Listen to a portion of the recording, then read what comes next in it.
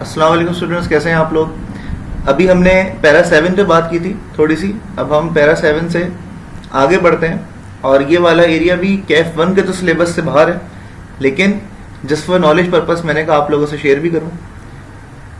एक बार हमने इन्वेंट्री को एनआरवी पे रिकॉर्ड कर लिया और हमने एंट्री पास कर ली, जो कि हमने 2 मेथड्स के अंदर बात की है कि या तो कॉस्ट ऑफ सेल्स मेथड होगा या फिर सेपरेट अकाउंट मेथड होगा।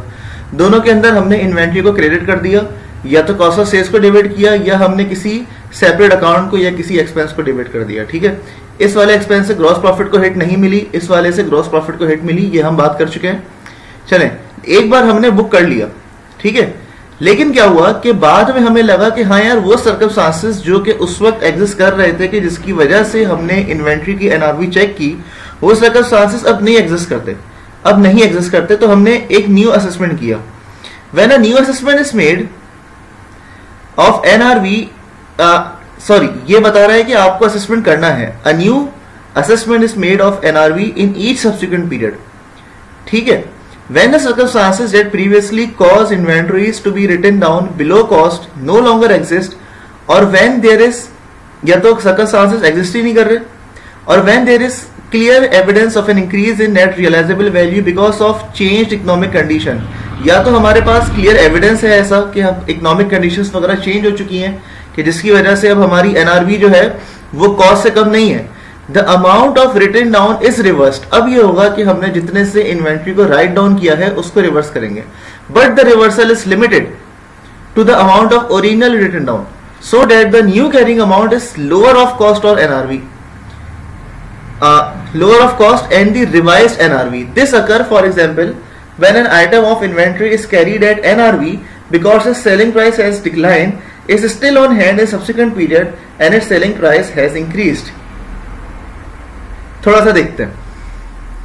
अज्यूम करें हमने हमारे पास इन्वेंट्री रखी हुई थी कि जिसकी कॉस्ट थी 100 रुपीज की। हमने जब उसकी एनआरवी कैलकुलेट की, अब एनआरवी क्या होता है, कैसे कैलकुलेट होता है, ये हम बात कर चुके हैं। एनआरवी कैलकुलेट की तो 90 रुपीज आई। हमने कहा कि भाई 10 रुपए से इन्वेंट्री को कम कर दो। अच्छा, अब जब हमने एडजस्टिंग एंट्री पास की तो हमारे पास इन्वेंट्री कम हो गई। अब हमारी बुक्स में जो इन्वेंट्री आ रही है, अब यहाँ पे बात गौर करने वाली, अब हमारी बुक्स में जो इन्वेंट्री आ गई वो आ गई कितने रुपीस का, कितने की, वो आ गई 90 रुपीज की, after passing the adjusting entries of ₹10। अब 90 की इन्वेंट्री कैरी हो रही है। बाद में हमें पता चला कि भाई सर्कमस्टांसेस या तो रिवर्स हो गए या इस पैरा में जो और बातें की गई हैं उसके तहत हमें लगा कि भाई अब ये जो 90 रुपीज है, ये जो एनआरवी को रिफ्लेक्ट कर रहा था, ये कहीं बढ़ ना गई हो। अब हमने दोबारा से इसकी एनआरवी टेस्ट की। ठीक है, अब जब हमने एनआरवी टेस्ट की कि जिसको मैं बोलूंगा इसकी रिवाइज्ड एनआरवी, जो कि ऊपर पैरा में भी रिवाइज्ड एनआरवी का ही वर्ड यूज किया गया है। जब रिवाइज्ड एनआरवी मैंने देखी तो 95 रुपीज आ गई। तो अब मुझे स्टैंडर्ड कह रहा है कि ठीक है, अब आप रिवर्सल कर दो। ठीक है, 10 रुपए का रिवर्सल नहीं होगा, रिवर्सल 10 का नहीं होगा, रिवर्सल उतने का होगा कि जो रिवाइज्ड एनआरवी है यानी 95 पे लेके आओ, यानी कि मेरी इन्वेंट्री को 5 रुपए से बढ़ा दो। ये हमारे पास एक केस था।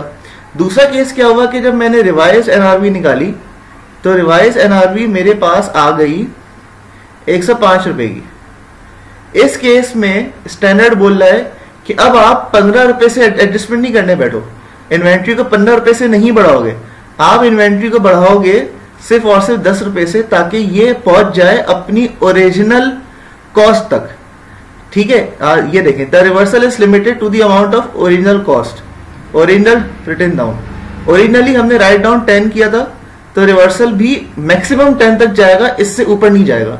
हाँ, इससे कम हो सकता है जैसे कि इस केस में हुआ।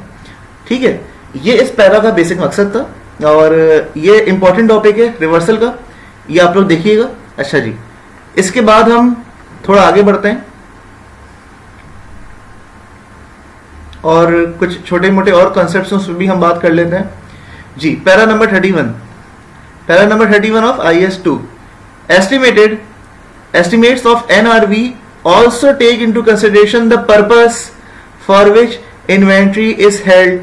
क्योंकि हम NRV कर रहे होते हैं तो हम NRV में एस्टिमेटेड सेलिंग प्राइस पिक कर रहे होते हैं, लेकिन ये कह रहा है कि पर्पस तो देखो कि वो NRV रखी किस काम के लिए, वो जो गुड्स है वो रखी किस काम के लिए गई है। For example, the NRV of the quantity of inventory held to satisfy firm sale. कोई पक्की सेल है, फर्म सेल और service contract is based on the contract price. ये बहुत इंपॉर्टेंट पॉइंट है। if the sales contracts are for less than the inventory quantity is held, the NRV of excess is based on general selling price. Provisions may arise, ये वाला area अभी आप छोड़ दें, इंशाल्लाह IAS 37 पे आएंगे तो उस पर भी बात करेंगे। चलें, यहां ये बात कर रहा है कि जिसको मैं थोड़ा सा इलेबोरेट करने की कोशिश करता हूं। यहां ये कह रहा है कि फर्ज करें मेरे पास इन्वेंट्री की क्वांटिटी की हम बात कर रहे हैं, मेरे पास क्वांटिटी रखी हुई थी 100।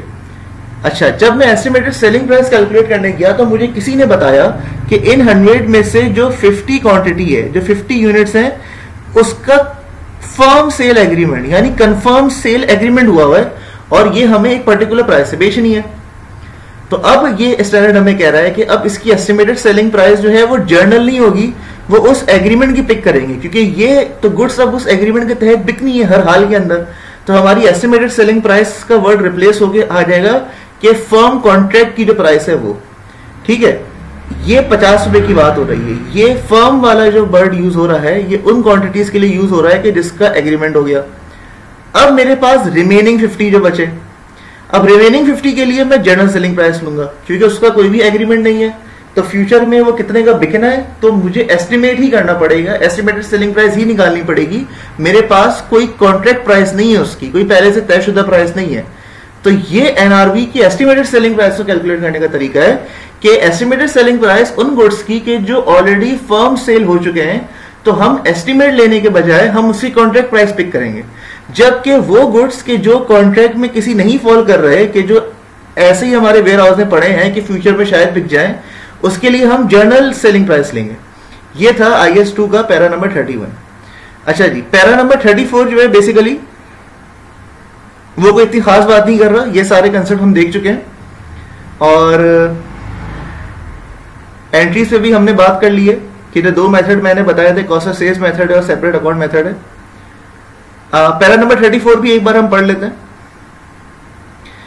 When entities are sold, the carrying amount of those inventory shall be recognized as an expense in the period in which related revenue is recognized.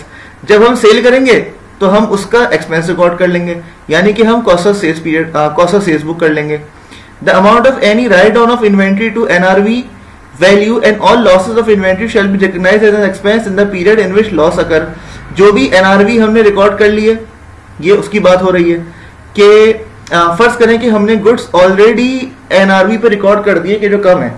Obviously जब वो गुड्स सेल होगी तो कॉस्ट ऑफ सेल्स से उसका affect होगा, तो automatically उसका appropriate loss या प्रॉफिट जो भी है वो हमारे इनकम स्टेटमेंट को अफेक्ट कर देगा।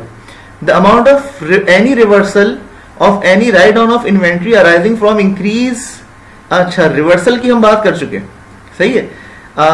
रिवर्सल की बात हमने पैरा नंबर 34 में बात की है, ये उसी को थोड़ा सा रेफर कर रहा है। The amount of any reversal of write down of inventories arising from an increase in net realisable value shall be recognised as reduction in the amount of inventories recognised as an expense in the period in which reversal occurred.